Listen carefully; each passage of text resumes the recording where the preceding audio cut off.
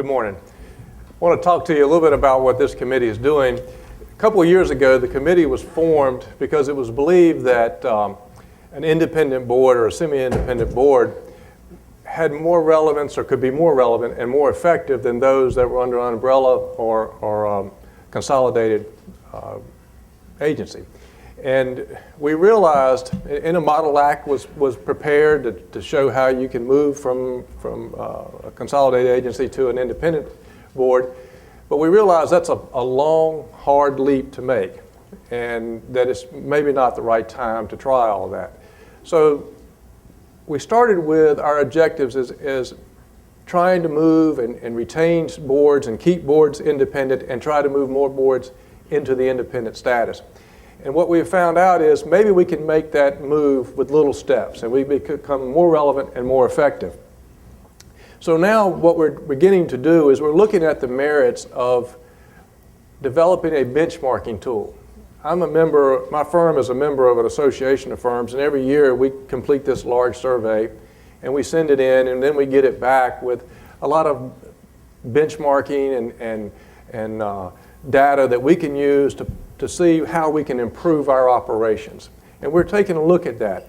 My committee is made up of 24 members, 4 executive directors. We're divided into 3 subcommittees, and I want to tell you this is a wonderful committee. There's some great minds on it. I'm not really sure how they put me in charge of the thing, but I've got some co-chairs, Rick Sweeney and Mike Henderson, Mike Barham and Cheryl Wilson, Carlos Johnson and Pat Hearn have done some yeoman's work, and you'll see some of that. And I also want to thank Louise Haberman for keeping us all on task, and she's really the lifeblood of the committee. The committee wants to develop tools to help you be more effective and more relevant. We looked at the characteristics of an independent board. We say, okay, if what makes a board more relevant and more effective? So we thought, well, maybe there's some characteristics of independence that cause that or can help that. So this survey went out last November, and there were 8 questions on that we thought may help us define characteristics of independence. What we found out was that we really sent out 9 questions, being the accountants we were, and here are the 9 questions that we sent out. We talked about, was it a standalone agency? How did you get your board appointments? Budgeting, funding, rulemaking authority, enforcement measures and performance measures. And here's a brief overview of the results. 41 of the 55 jurisdictions responded. Now I'm going to make a real plea for you to encourage your board to respond. What we want to do, and as I said, we're looking at the merits of producing a benchmarking report that would be annually updated and sent to you. Hopefully that'll help reduce the number of surveys that go out. We'll put it all into one. You get the information back. You and your board can look at it, see where you think you can improve, and then go seek out the boards that may be doing something better than you, or you think they're doing better than you. What it is not, and I need to make this real clear, what it is not is an evaluation tool. NASBA is not using this as an evaluation or comparability tool. What they're trying to do is produce these tools that you can use to make your board better. And so we encourage response, because the more responses it get, the better information we have. We have, now armed with this information, we had 24 boards were standalone, 38 appointments were by governors. You can read the information there. 41 had a CPA majority, so 41 of the 41 that responded had CPA majority on the board. They had public members, obviously. Funding, you can see here that 29 believe the revenues were adequate to cover their operating expenses. 21 boards controlled their surplus. That was a little higher than maybe what I thought was going to happen. 20 boards have sole authority to hire, promote, and compensate their staff. Budgeting. 2 boards had control over their budget without review. 29 boards had final approval process. They felt like the approval process of their budget limited their effectiveness. Maybe that's something we can begin to chip away at. You can see the other 19 boards could engage legal counsel. 33, now this is something that we're pushing for, as you'll see in just a few minutes. 33 regularly compile enforcement statistics, and 24 categorize their enforcement statistics. I'm going to come back to this later, but I do want to call attention to it now.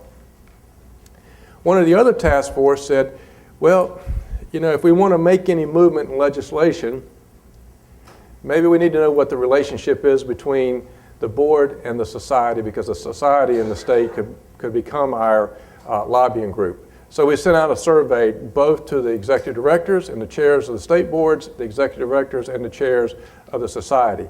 We had 54 responses to date, 36 jurisdictions responded.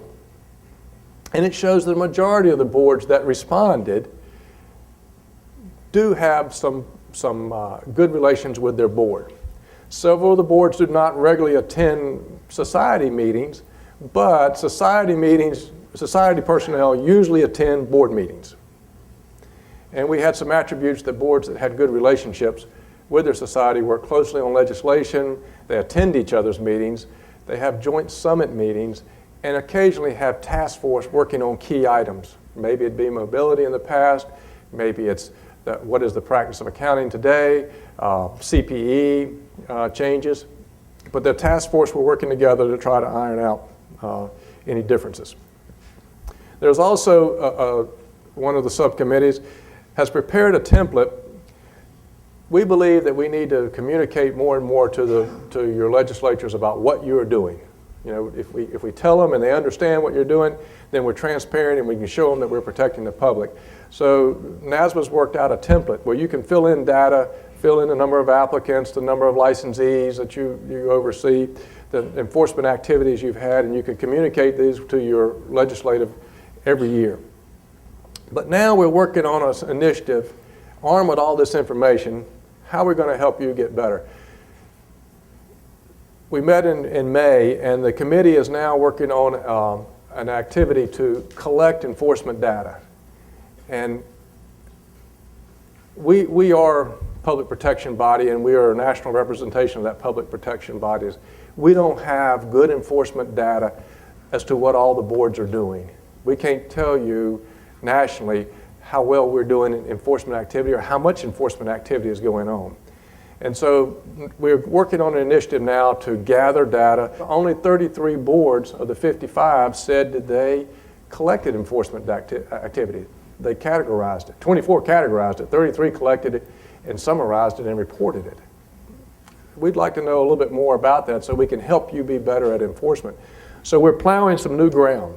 We're out there now trying to gather this information. We're looking at the merits of putting together an annual report that's updated and sent to you so you can use to improve.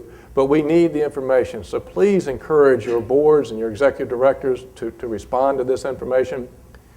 NASBA's here to help. The committee's here to help. There have been several states, and many of you in this room in the past year, where NASBA has sent out their personnel into your state to help with some contentious legislation issues, and hopefully they've been a help. But in addition, with the hiring of Dan Dustin, who's now going to work on state board relations, he's there, he is your conduit. He's there to help you. We also have John Johnson, who's going to be the legislative, legal side of not legal, but certainly legislative activity side of helping you move to become more effective and more relevant and to protect your relevance and your effectiveness. And we had the legal assistance. Obviously, you've heard from Noel Allen earlier today, great.